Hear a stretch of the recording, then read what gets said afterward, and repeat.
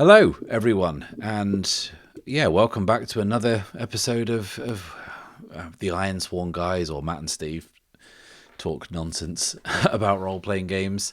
Um, we are back, and before we get into this week's topic and talk about what we're going to talk about, I figured that we should check in because last episode we talked about 10, was it 10 games we picked, Steve, that we wanted to It play in was. yeah, 10 games. And what was the point in doing that if we're not going to hold ourselves accountable? So I've made us a little something I like to call Matt and Steve's TTRPG accountability meter. And here you can see all 10 games that we said we would play in 2024. And full disclosure to our audience, because I know people are they're going to hold us to this. And yeah, if we don't play these games, there'll be flaming torches and pitchforks outside, Yep. bad spot towers before we know it. And I don't want that. And I don't want to kind of make you guilty by association, Steve. I appreciate So I'm more than happy to say that I've played The Between. I started my campaign of The Between a couple of weeks ago. It's an extraordinary game. I cannot wait to talk about it more on the show. We're not going to talk about these games now. We're just going to kind of check in on what we've been doing. But yeah, I'm going to do a full video on The Between when I get kind of a bit deeper into the campaign, because it is a remarkable game. Steve, have you finished all 5 of yours by now? It's what, like second week of February? Yeah, no, I've played them all, and I played all of yours. So I'm just gonna take the rest of the year off. No, I've had a somewhat a dearth of role playing games of late. So I have played more of Traveler because I'm still laboring through trying to produce the episodes for my new campaign. I say that as if it's some onerous thing, but really, life has been kicking me in the teeth a little bit of late, and I have only played a couple, even just a couple of sessions of Traveler. I had one session of my regular game night where a couple people couldn't make it, and I was like, "Hey, let's play the MCDM playtest that I've got, sitting on," and everybody else was like, "Yeah, well, maybe we'll just go home and you know go to sleep." And I was like, "Okay, well, Wow, vote with your never feet, mind. lads. I Yeah. I didn't want I don't want to play." So all that to say, yeah, I just played Traveler so far. I mean, you say just like we Yeah, are 2 months of the year in, and we've played 20%. If my maths are correct, 2 out of 10 is 20%, right? that sounds good to me. That sounds right? I Yeah, think we're doing all right. I mean, agreed. I'm looking at the list and I can't think of when I'm going to play any of the others. Now I've committed to a multi-part between campaign. Sundered Isles is out very shortly, and I need to finish the actual game that I'm playing for everyone's enjoyment now. But for posterity, here is where we're at after one entire month. Who knows where we'll be next month? Hopefully further along. I But think yeah, so. I think yeah. I think at least one of the games on the list will get played uh, by next episode. Yeah, you heard it here first. Steve made a promise, everyone. So, what are we going to talk about this month, Steve?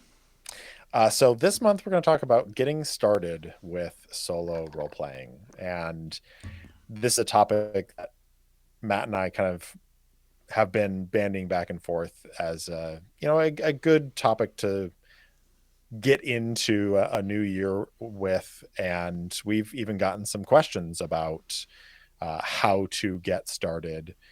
So I think it's a really good topic to discuss and something that we are keen to get into. So let's get into it. Yeah, and it's something I see talked about on Reddit all the time. People who are in many of the subs on there, kind of saying, "Well, I want to get started, but I don't really know what to do. I don't really feel comfortable doing it." And if you think about it, like playing a role playing game anyway, round a table with 4 or 5 other people, is weird, right? Mm, And it is. I've played on so many tables where people just feel uncomfortable, and before they find how they want to do it, it is odd. And when you kind of boil that down to just one person, it kind of makes it even weirder because you don't have anyone to guide you and you don't have really anything to kind of go off really, because a lot of the experiences you have is you just reading a text in front of you and just kind of hoping you're doing it right. Is that reflective of your first solo role playing experience? And if so, what was your first role playing solo role playing experience as well? Yeah, so I feel like that's fairly reflective of my first experience. Um, Obviously, we kind of live in the internet age where there are, especially here in 2024, there are a lot more solo play videos and um, how to's and just actual plays to watch to kind of get a sense of how to do it. Mm-hmm.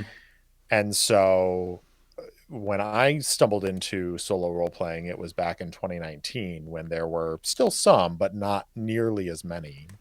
And I did actually kind of see a an actual play, and it was Iron Sworn, of course, Mm-hmm. was my first solo game, and I watched a couple hours of somebody playing Iron Sworn, and I was like, I get it.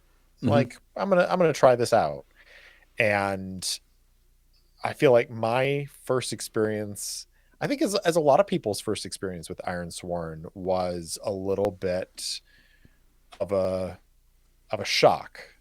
I definitely was in the camp of just hammering on those mechanical consequences, Mm-hmm. Mm-hmm. and I created a character who was a storyteller and an archer, and then immediately had them get waylaid by bandits on the road and was like, oh, they're gonna die because I rolled a miss.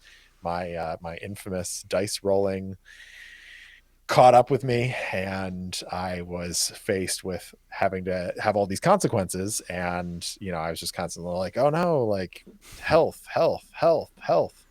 And I think part and parcel with that, I was also trying to journal, and I was typing out my adventures. And as somebody who has been writing fiction since I was like, I don't know, 10 years old, Mm-hmm. I just kind of was like, this is getting in the way of that normal muscle use that I have when I'm writing fiction, where I'm just typing and writing the story, and the ideas are flowing. I kept running into, all right, well, I should stop writing and use these game mechanics. And so I definitely bounced off solo gaming my very first try. Mm-hmm. And it wasn't until maybe a couple months later that I had an idea for a different campaign, that I was like, I'm going to try this again, but I'm going to try doing it a little bit differently. How about Mm. you? What was your first experience with solo gaming? It was Iron Sworn. I wasn't anywhere near as prepared as you.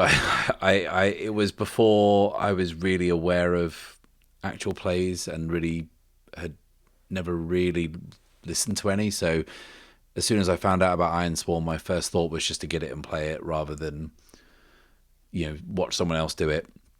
No idea what I was doing. Had to really trust the text and the process, and I've described it before as the bit like in the Indiana Jones and the Last Crusade, where he has to take the step out into the chasm, and this leap of faith that there is going to be this thing there. And I just remember thinking, okay, I've made my character, I've done all this, and like, what do I do? What is my first step? And I seem to remember just feeling really exhilarated about that, just kind of stepping out and doing that first thing. Obviously, I got killed by bandits. I've made a whole video Of about this. course. I think there should be some kind of somber memorial somewhere of everyone's characters who got killed by bandits in Ironsworn, because there would be Yep. thousands of names on it.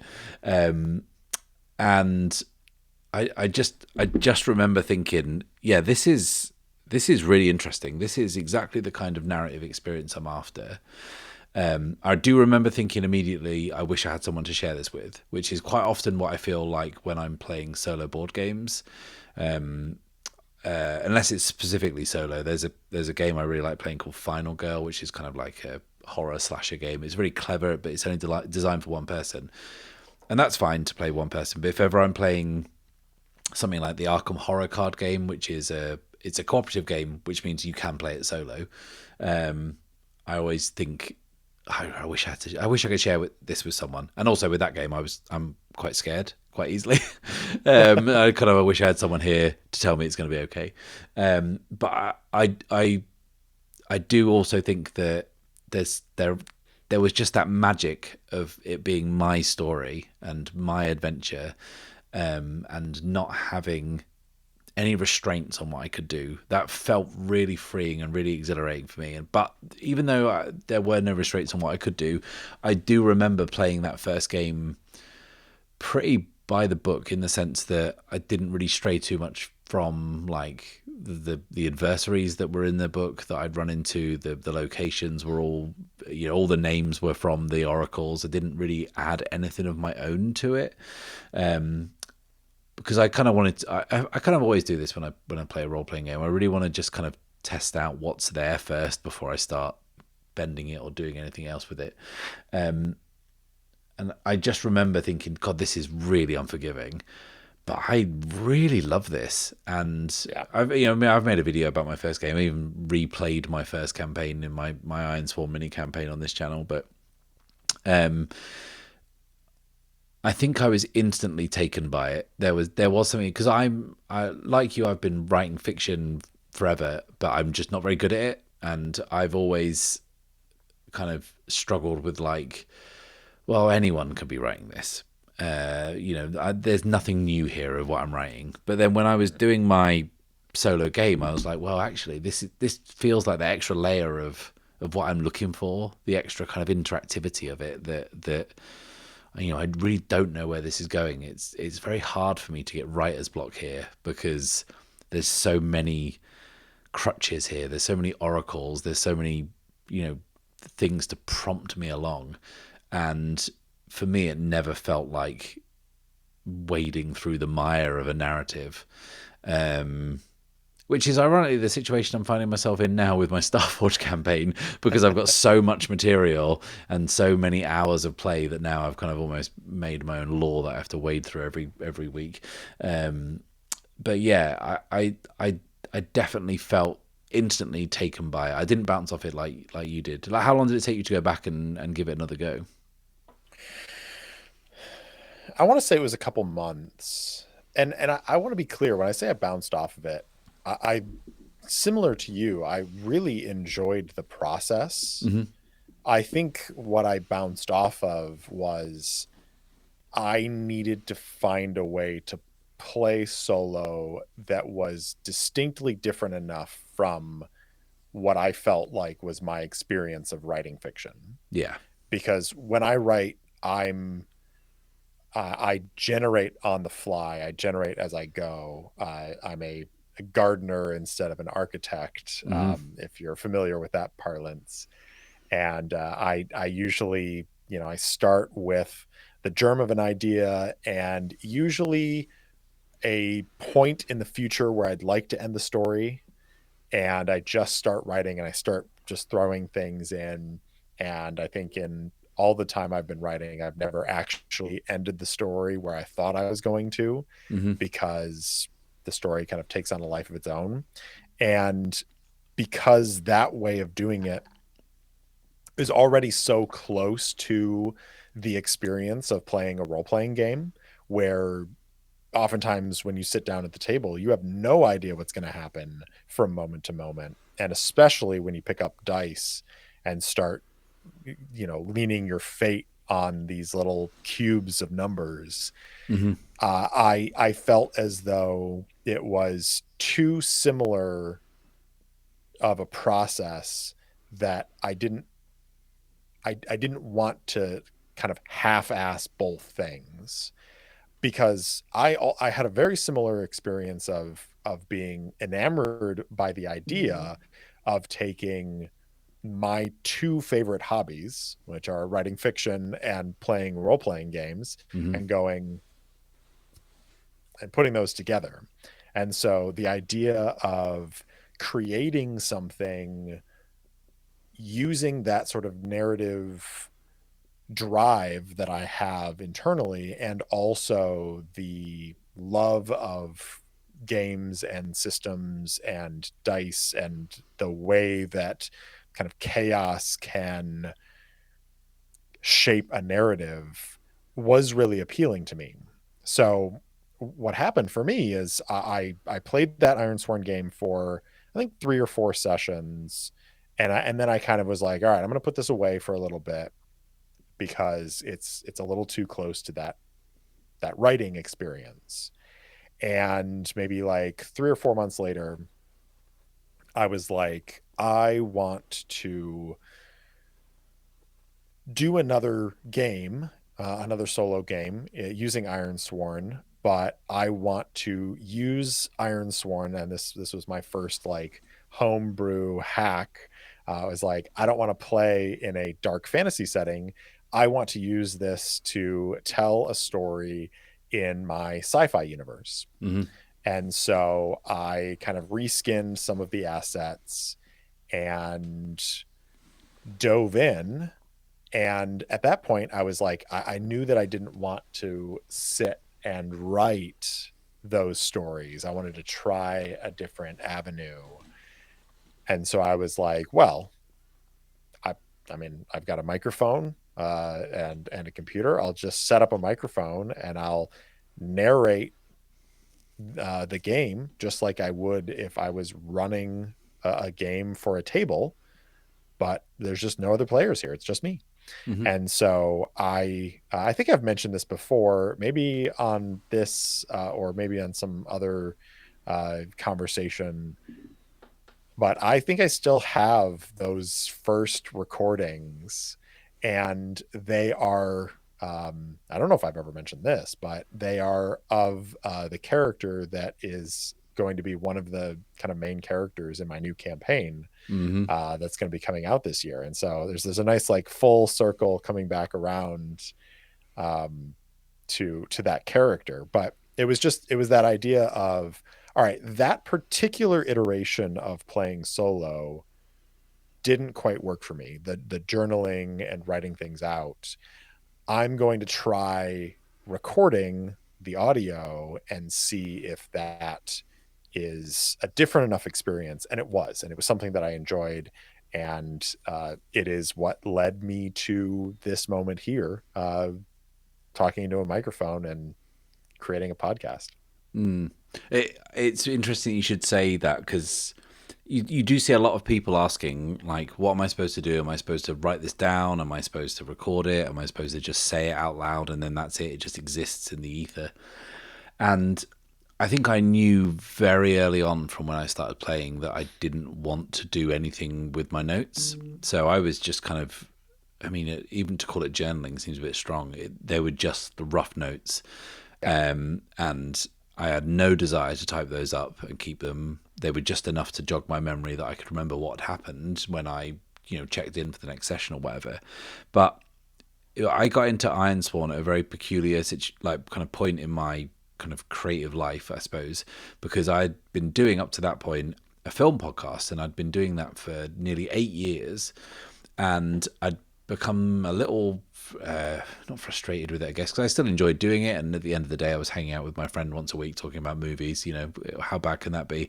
But I would been doing it for so long, and I just felt like, I'm not adding anything to the conversation here that other people aren't saying. I'm just going to not do this anymore. So I left the that podcast at the end of that year of 2019, and was just always looking for something else to do. I'd had an idea about doing an actual play podcast before, and I thought about doing it with my regular group, but just getting us to play regularly was hard enough, let alone to try and then add on top that this extra commitment of recording it. And then the idea of Ironsworn never really left my brain, but I did say, well, if I do this again by myself, I would like to record this. I ended up playing a co-op campaign with my friend Tom, and we didn't record it. But then that felt okay because there was other people who remembered it, right? It existed for us, and at that point it was fine. But I said, well, if I ever play it again by myself, I'll record it. And then a few months later, that's when Starforge was announced, and I sent the now infamous to me anyway tweet that said, I'll make an actual play of this the day this comes out. And I ended up doing that, and here we are. Here we And are. but it's curious to me now to think about. I feel lucky that I have a YouTube channel and the means with which to record stuff, because now this is the way that I would want to play a solo game.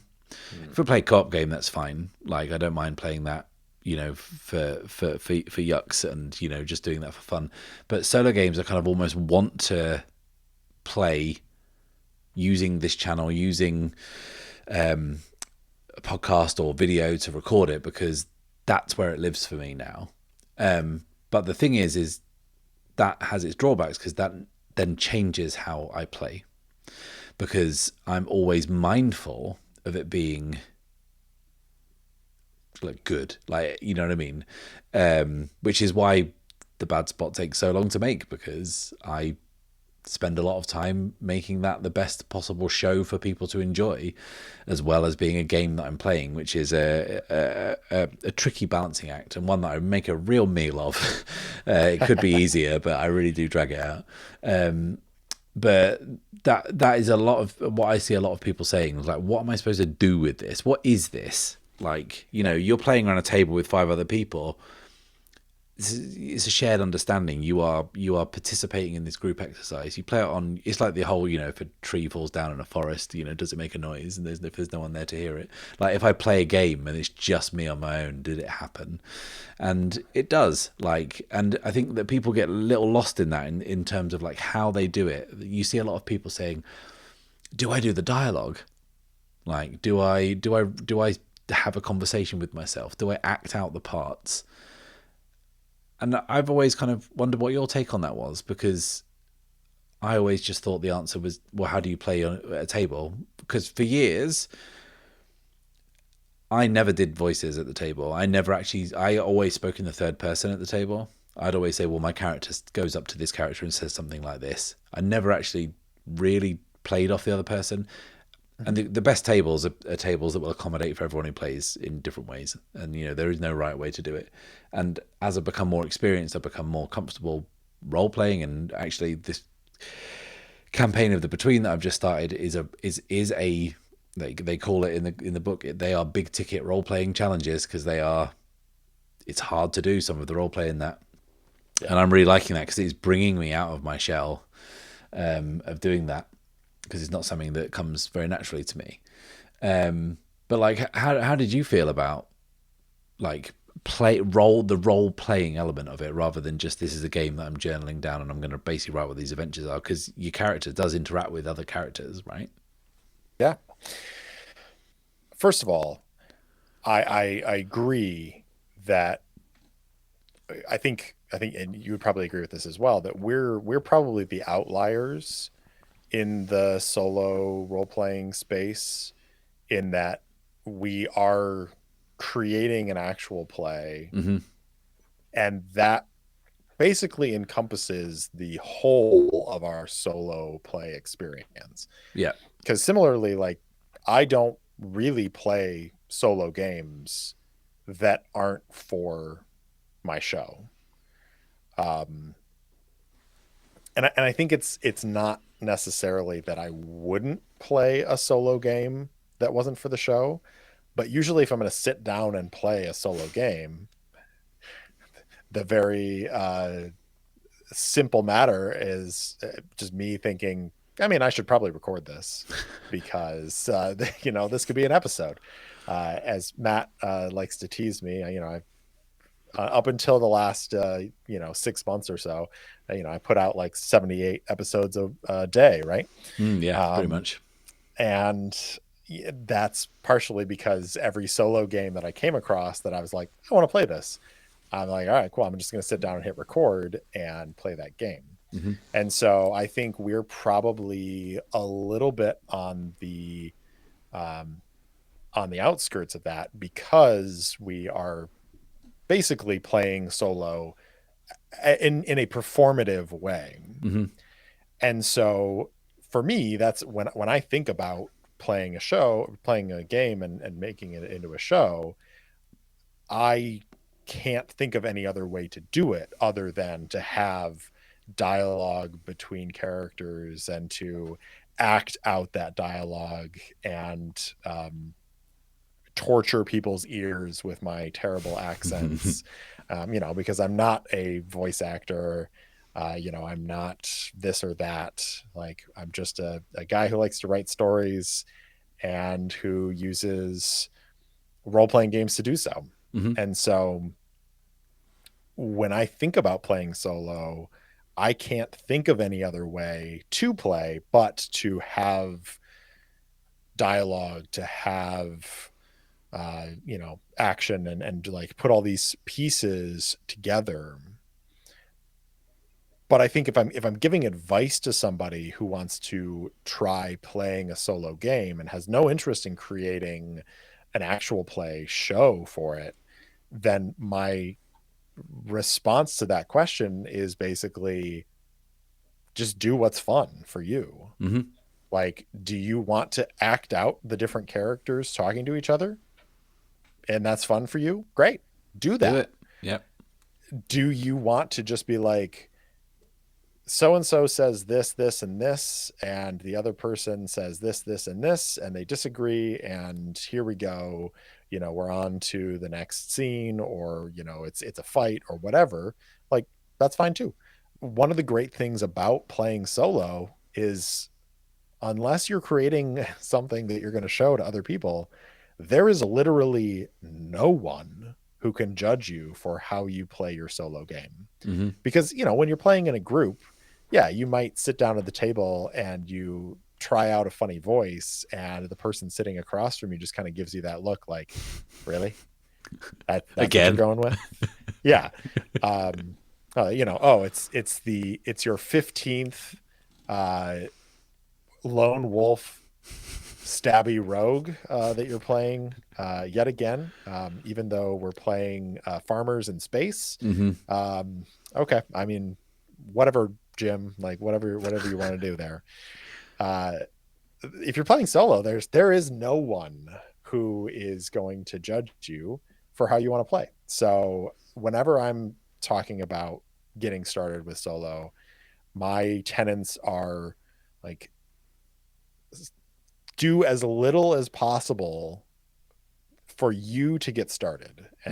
And if that's like just creating a bare minimum character or doing just a little bit of world building or using, picking up an established setting and just being like, I'm going to start here, like do the bare minimum and then only do what's fun for you. Hmm. Like, I see these comments sometimes on social media where it's like, oh, I mean, I've gotten into this place where like my characters, I'm stuck because my character, I don't know what to do with them next. I don't know what they're going to do next, and I'm just like, I think I've got to put this game down and do something else. I'm like, that's totally valid. You can put the game down and play something else, or you can just say, I'm stuck and I don't know how to get out of this. So I'm just going to go doodaloo, doodaloo, doodaloo, and reset the scene in a way that means that you can get out of whatever situation you're in. Hmm. And literally no one cares if you do that other Yep. than you. Hmm. And so, I mean, solo games are written in such a way that they are pretty loosey goosey, aren't they? They aren't, Mm-hmm. and I mean, role playing games in general do have wiggle room. Yeah. We've talked about this before, like, and even people who play some of the most rules heavy games will not play every single thing as written because when you've got people freewheeling at a table and that you take that and to like times it by how many people there are, like 5 people all doing whatever they want, saying whatever they want and doing whatever they want, sometimes you got to bend the rules to accommodate those kind of things. But like when you're playing solo, it's like just play the game and tell the story you want to tell. And it's weird that like my reaction to journaling and writing it down was so like, well, I don't want to do that. But you see it all the time. Go in like on Discord or Reddit, you'll see people posting really long, beautifully written play reports. I get sent them all the time to to my email. People ask me to read their play reports, and I would love to spend my time reading play reports, but then I would never make my own. So I Yeah. always have to say I'm very sorry that you've sent me 80 chapters of this amazing story that you've written, but I just do not have time to kind of read. I'll try and read like the first chapters of these or whatever, but yeah, like people have come up with such amazing stuff. You've just got to find what fits for you. If you want to journal it, great. If you want to just have it living in your memory, then great. If you Yeah. want to record it on your notes app on your phone, great. If you want to record a voice note, brilliant. If you want to roll out some production value and put sound effects over the top and never publish it, just keep it to yourself, that's great too. Yeah. Just do whatever you feel comfortable. There is no right or wrong way to do it. And yeah, really, you should be encouraged to just have it live in whatever memory you kind of want it to. In terms of like challenges, a lot of people say like, I just don't know what to do when you get started. They're like, I've come up with a character, I've come up with a vow or whatever, but like my first step is I just do not know what to do. And I said like, I find that leap of faith exhilarating. And I tried to think about and kind of dial back as to like what I did to kind of just get going, because there is all that idea and kind of people talk about it in role playing games all the time of always beginning like in the middle of a scene in media res, just like start the game in a dramatic moment. But like some people don't find that easy to do, which is why a lot of role playing games start with four idiots in a fucking tavern, right? Yeah. And it's legit way to start a campaign. I'm not going to knock it because whatever, do it. But when you're doing a solo game, you normally establish a place, a person, and a general theme, and then you're like, well what do I do? Hmm. And I thought about this when we came up with this idea, and I think the best bit of advice I can give is just ask some questions. Like, okay, I'm this disgraced hunter who is in a village where no one knows who I am. Okay, let's ask a question. And I don't mean walk up to a PC and ask them a question, an NPC and ask them a question. Well, you could do that if you wanted to, but like, Yeah. what's this village like? Yeah. Who are the people who live here? Is it good here? And the thing is, if you don't know the answers to these questions, that's what the oracles are for, right? So you Yeah. just need to ask questions. You start the game, you are lost in a wood because you were, on a merchant road or something, and you've got lost in a storm or whatever. Ask some questions about the environment. Ask some questions about this part of the Ironlands you're in or this part of the world you're in. Try and give yourself something to answer. And we talked all the time, didn't we? When we talked in the episode about world building, you talked about Blades in the Dark having great, like, provocative questions that you ask. You always ask questions of your players. Hmm. You're the player. Ask yourself some questions, and if you Yeah. don't know the answer, roll on a table and see what comes up, and go with that. Yeah. I wholeheartedly agree with that. I mean, that's basically that's often what I do, and I mean, I definitely having now done this for 3+ years. Um, I still sometimes sit down and open up all my play documents and then stare at the screen, and I'm like,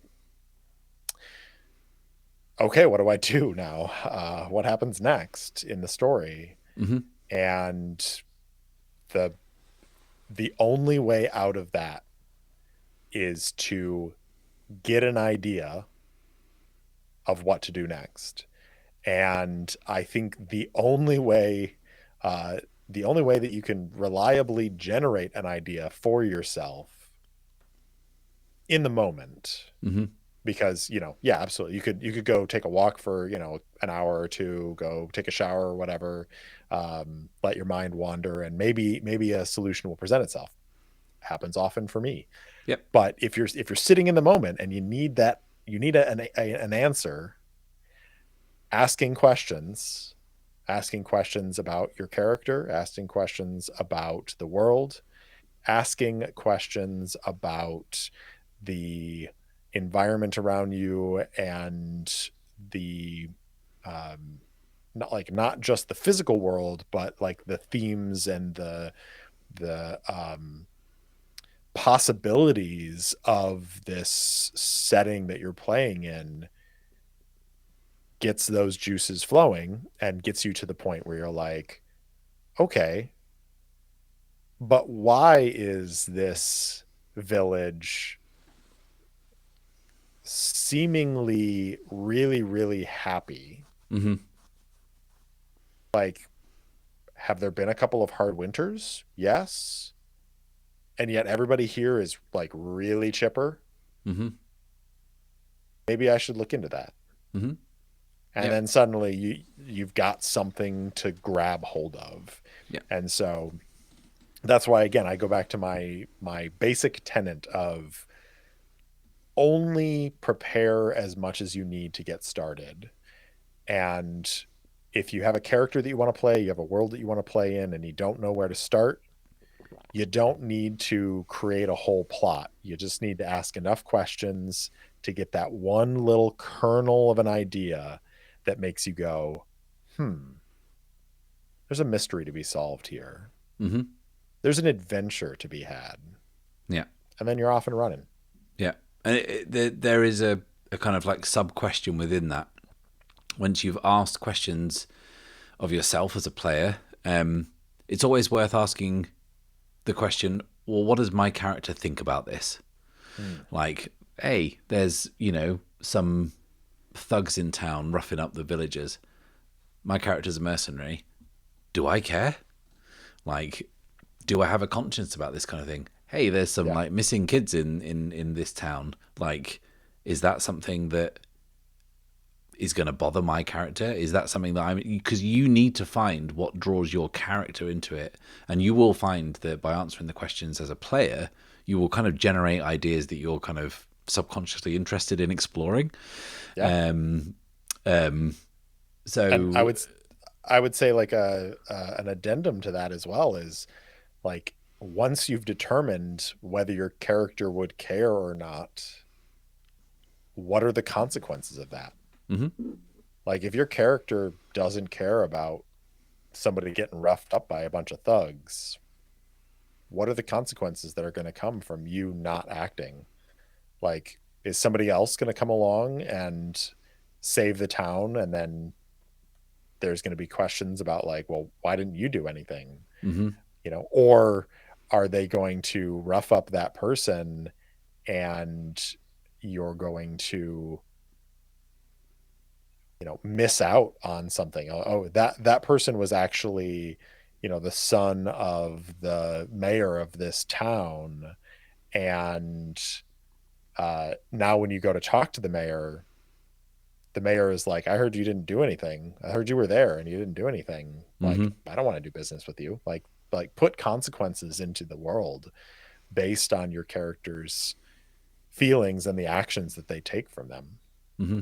Or if the thugs do something worse, because you didn't do anything with them, you get kind of tarnished with the crime that they commit as well, and you become. Yeah. Oh, see, we've just asked a question of a hypothetical bunch of thugs, and you can see that there are story seeds that pop there, and like some won't be interesting to me, some won't be interesting to Steve, but you'll find one, and you will explore that, and then it.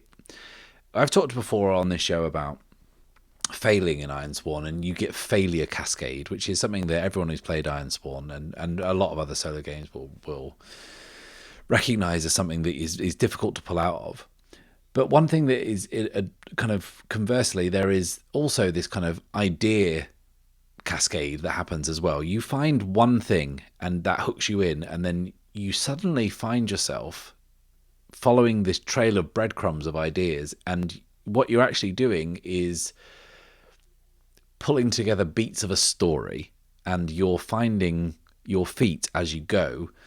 And the great thing about narrative games like Ironsworn is that it's just as easy to lay out a really interesting story as it is to get pulled into, because people talk about how punishing Ironsworn is. It really is. It can be if you're not easy on yourself.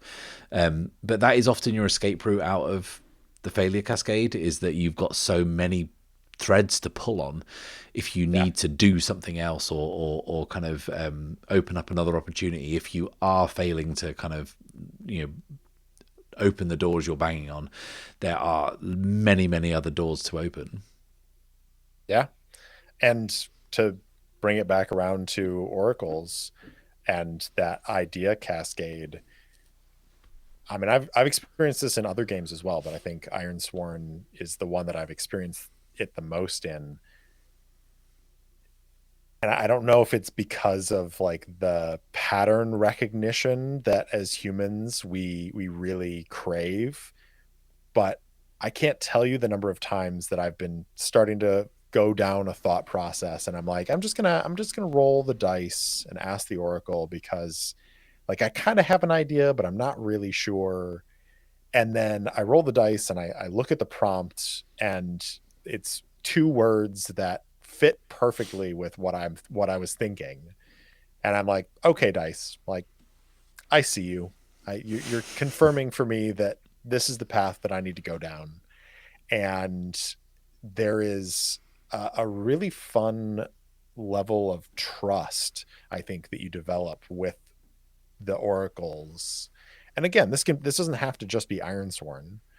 This can be any game where you're just like, I've got an idea, or maybe I don't even have an idea, but I'm going to roll a couple of prompts on a random table, or, I'm going to roll a yes no question. And even if the answer is something that you go, oh, no, no, that's not interesting to me at all, at least you've got an answer to a question, even if Mm-hmm. that question is just, that's not the avenue I want to go down. Yep. Okay, let's discount that. Let's look over here and see if there's something else. Yeah, and I've kind of said this is true. I think of a lot of creative endeavors. I've always been a big believer in, it doesn't really matter if you don't know what you want. You just need to know what you don't want, and you will figure that out playing solo games. And it does feel scary sometimes when there's no, and I don't know if you've noticed this as well, but I see a lot of people asking in the various Reddits and so on and so forth, like, can I run pre-written adventures in a solo game? And there's probably a way to do it, but like, it's totally valid to have like a seed of an idea, or to bring it to Ironsworn, there's a ton of starters, isn't there? Quest starters Mm-hmm. in the book that you can just say, well, and some of them are quite detailed, and you can fill those out, or you can kind of use little bits of them.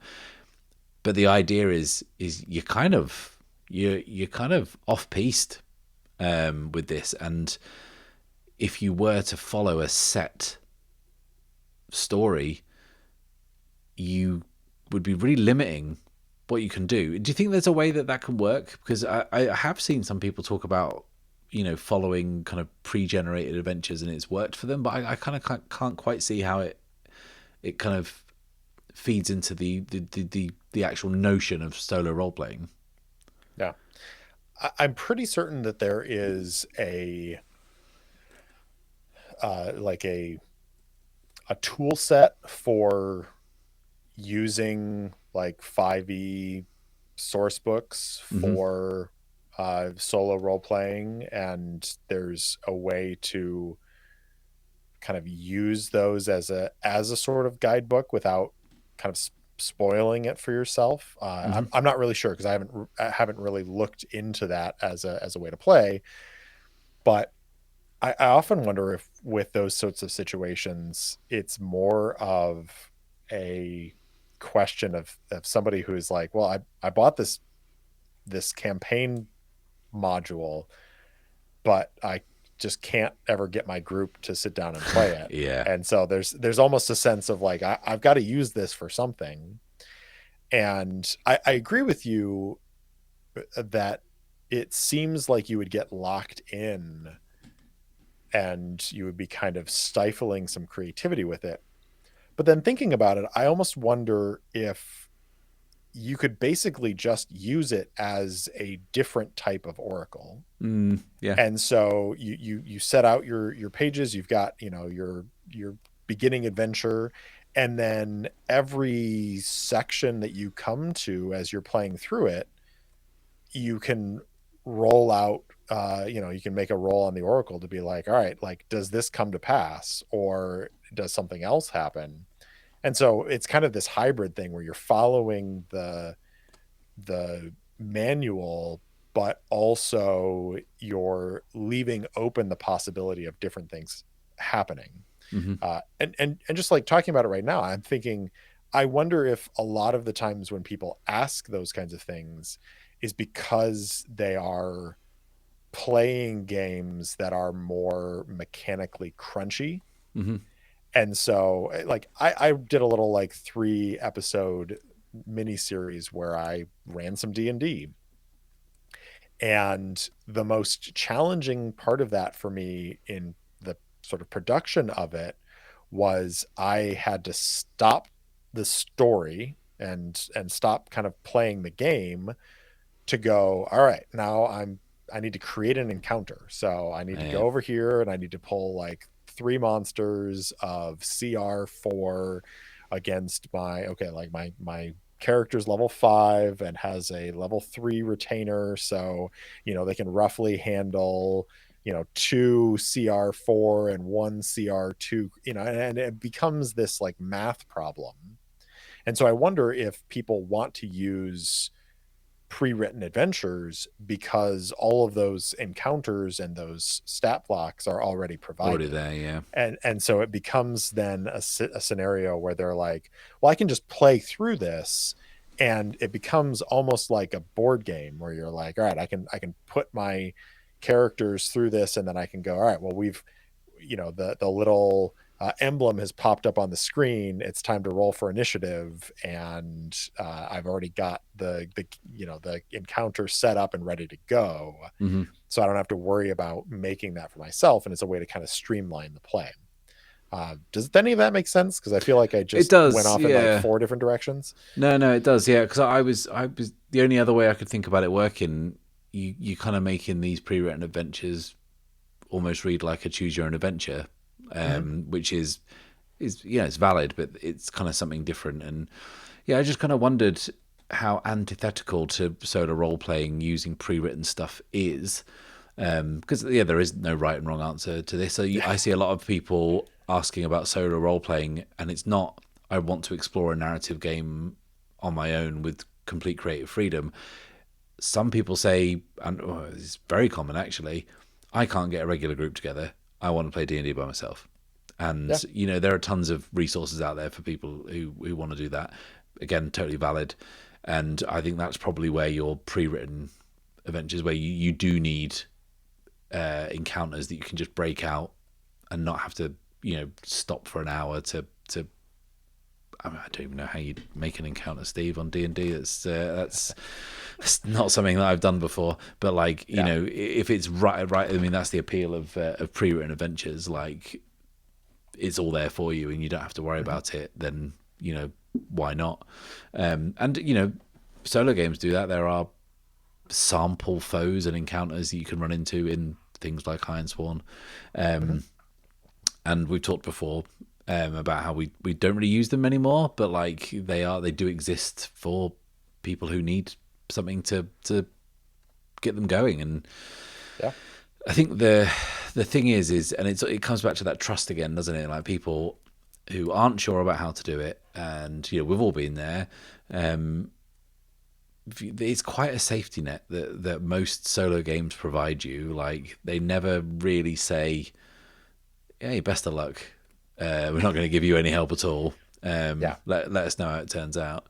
there is so much there to kind of get you going and to fall back on, and the Oracle system, and you see them in all games, random tables and kind of inspiration tables pop up everywhere, and they're classics for a reason, right? They do a really good job of getting the creative juices flowing. Yeah, absolutely. So that brings us on to a question that kind of inspired this episode. We actually got sent a question on one of the episodes we did before. You've got it there, Steve. Do you want to read it out? Is there someone left it for us on YouTube, didn't they? Yeah, it was a YouTube comment from Ridimix13. It says, every time I attempt to record myself, I lose focus of the character story and focus on myself and how ridiculous I might sound. Could you maybe do a video covering your first time recording or your experience on how to get over that? It's a great question. Thank you, Ridimix13. Yeah, it is a great question, and it's it doesn't have an easy fix, unfortunately, because No. it's just a thing you kind of just have to do it first of all, and you just have to be comfortable listening to your own voice. And Yeah. everyone who's ever recorded their own voice or heard themselves back will instantly think the same thing. I don't sound like that, do I? Oh, I must be really annoying to other people. Because in my head, my voice sounds completely different to Mhm. how it sounds, on tape, as it were. And it's weird. It's really weird, Yeah. and it can make you very self-conscious. And the great thing is, you can now record a podcast quality bit of audio using very, very cheap or free equipment. It's a real low stakes, low cost thing to try. Hmm. And it's something that you can just do, and you don't have to share it with anyone. You just have to listen to it back yourself. But the thing is, you might not just be comfortable listening to your own voice and think you sound goofy. But guess what? We all sound goofy when we do it. Yeah. Yep. It sounds really kind of like tough love, but you just have to kind of push through it. And I Yeah. totally understand why people can't. For me, it was just the volume. Like, I was editing that film podcast. I edited the first 4 years of that, and we were doing weekly episodes, recording for about 2 hours. And I was just like, well, I was Yeah. so bored of the sound of my own voice that I didn't ever stop to think about how stupid I sounded after about 3 weeks of doing it. But yeah, it's a really tough question to kind of get into when something you've been doing something for so long you don't really think about it anymore. Yeah. But like, did you when you started recording yourself, did you have any like were you self conscious about it? Were you or was it just that how I sound weird, and then you blew through it? I mean, oh boy. So I've always been told that I have a great voice for radio. Um, like since I was a teenager. Hmm. Often told I have a face for radio too, but that's a different story. Yeah, can we do the Um, cameras off next time, Steve? Or definitely, definitely yours. um, and so when I finally came around to recording my voice to do some to do that initial kind of playthrough, when I decided to try Iron Sworn again, I definitely had that same experience of listening back to it and being like, huh, I like that sounds different than what I sound like in my head. But I feel like if I did feel self-conscious about it, I got over it pretty quick. Hmm. Because, fast forward 6 months or so when I was doing the play test for Starforged and decided to record audio and upload that.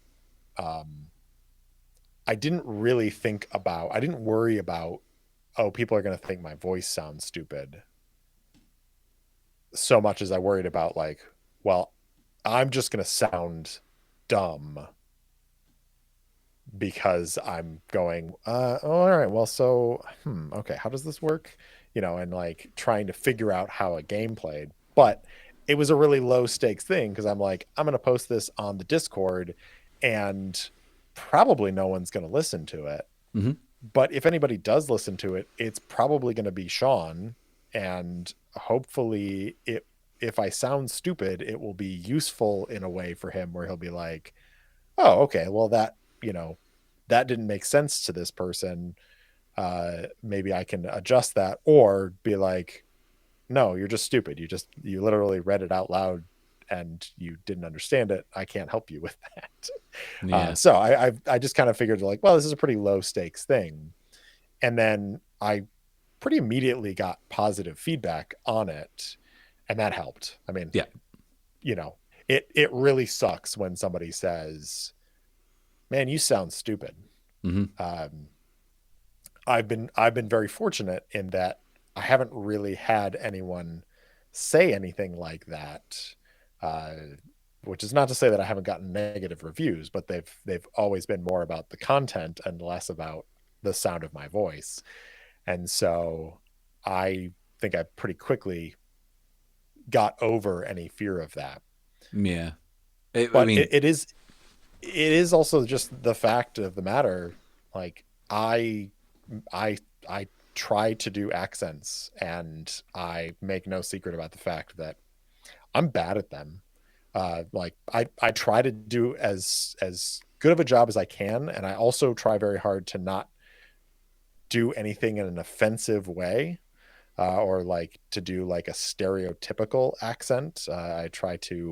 Make I try to make my accents as unrecognizable as possible because I'm mhm. just not very good at doing actual accents. But like literally every time I do an accent, when I'm listening back to it and editing, and I'm like, I mean, that's just terrible. Like I sound awful. Um, so I guess I still feel self-conscious, but it's more in the, man, I wish I was better at doing X accent than I am right now, Mhm. as opposed to, while I sound funny and I should not be producing stuff. Um, it is a little bit like exercising. When you start out exercising, doing a handful of push-ups is hard and it hurts. Yeah. And your body's like, what are you doing? Mhm. But if you keep at it, eventually 5 push-ups is easy. And then you move on to 10 push-ups, and then 15 and 20 and so on and so forth. And it's the same thing with recording your own voice, creating a podcast. Like, not to belabor the point, but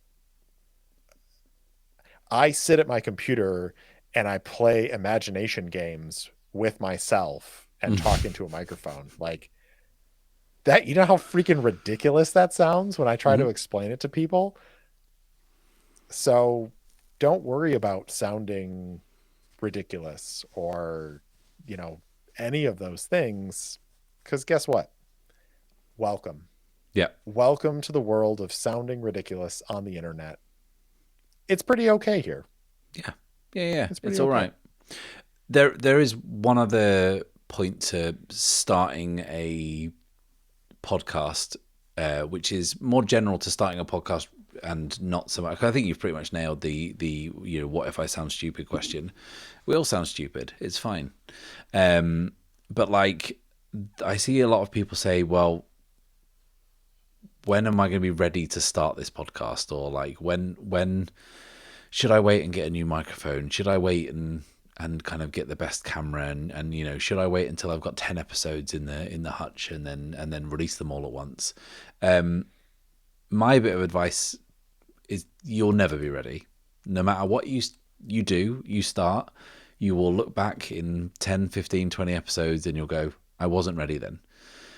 But you've got to start, because if you wait until the stars align and all the conditions are absolutely perfect, you'll just never do it. You just need to get something out there, Yeah. and you know it doesn't matter.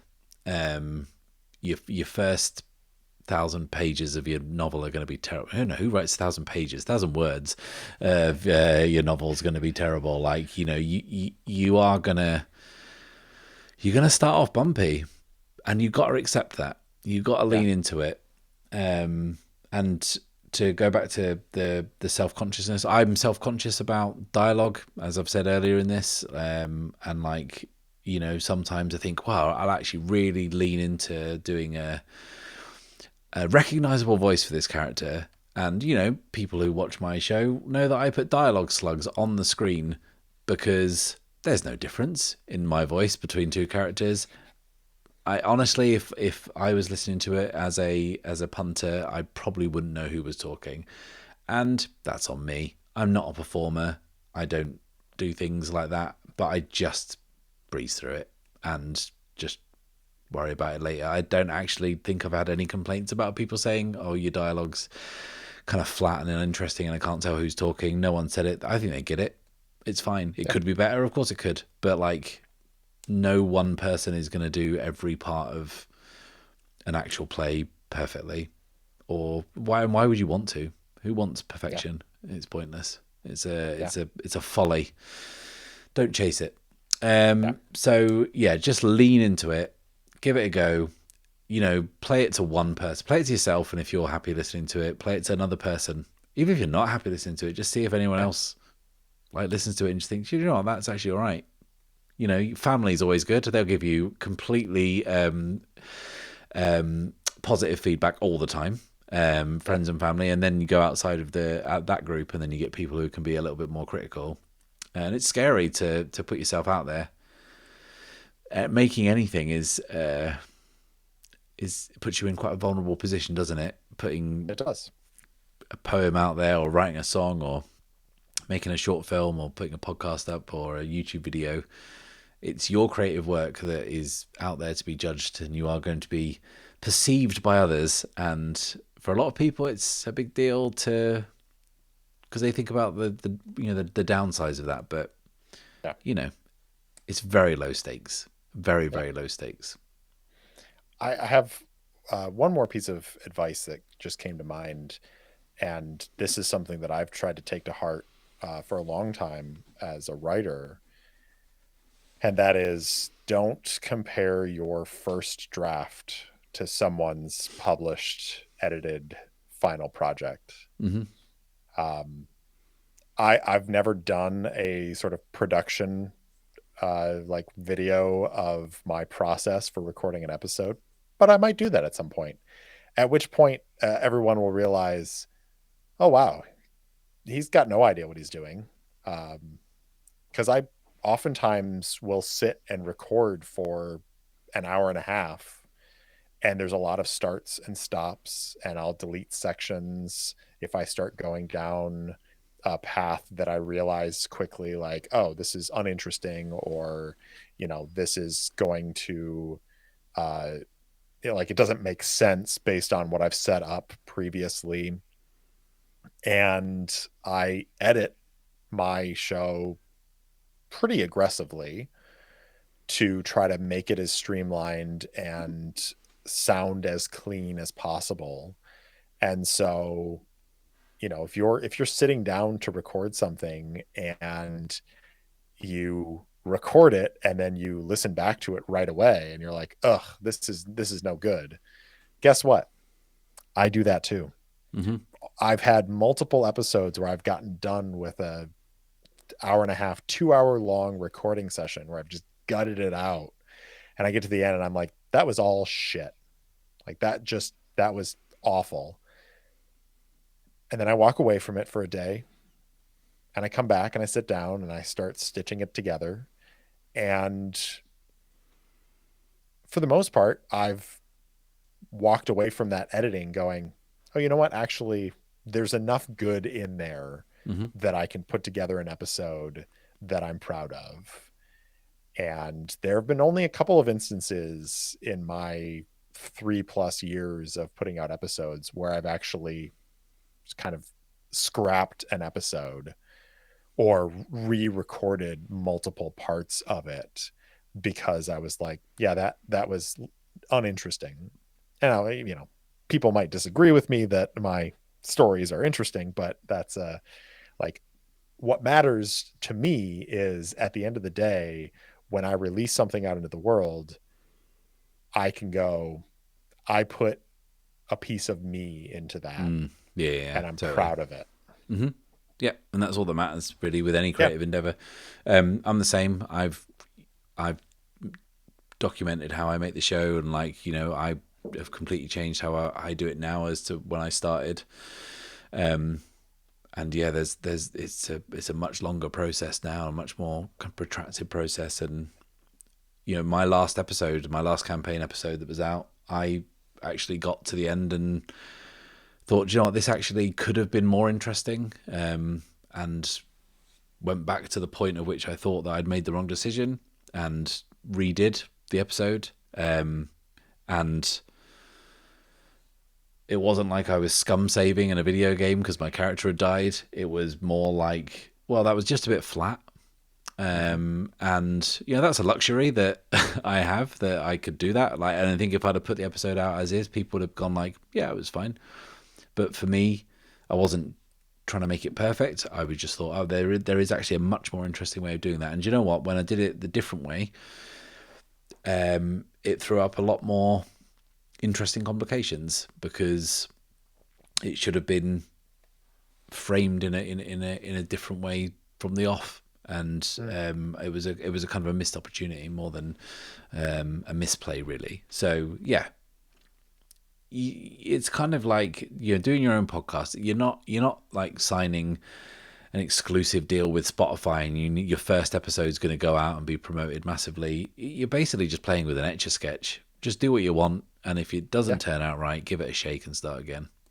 Yeah. And do you know what? If you do it 5 or 6 times and you're like, do you know what? I actually can't get over how my voice sounds, or I don't think this is any good, then it's fine. You have done more than most people have, which is giving it a go. Yeah. Like my friend, she is an ultra marathon runner, and she always says the hardest bit about running ultra marathons is putting your kit on in the first place. And that's just it. Like you look outside. Yeah. Oh, it's a bit cold. There's a little bit of rain around. Maybe I'll just stay in bed. But actually, getting up and putting the kit on is the hardest thing to do. And that's the same of being creative in any way. Agreed. So if your podcast doesn't work out, ultra marathons. That's what you need to I hear do. they're easy. Yeah, piece of piss. That's going to be it for us this month. I think we've had a all right chat about how to get started in solo role playing. I think we If you, sounded ridiculous, but yeah, that's we fine. did as always. Hmm. If you don't like our advice, you can find worse advice on Reddit, um, which is just endlessly frustrating. And me and Steve send each other screenshots of Reddit all the time, which is like, I'm going to have an aneurysm if I keep reading this. But Yeah. then I think that's part of the appeal of Reddit, isn't it? That like, Hmm. go on there to receive the worst advice possible. Um, yeah, we're going to be back next month. We're not going to tell you what we're doing, but we already know. Hmm. And Steve did allude to it earlier, but one of those games on our list is going to get ticked off on next month's episode.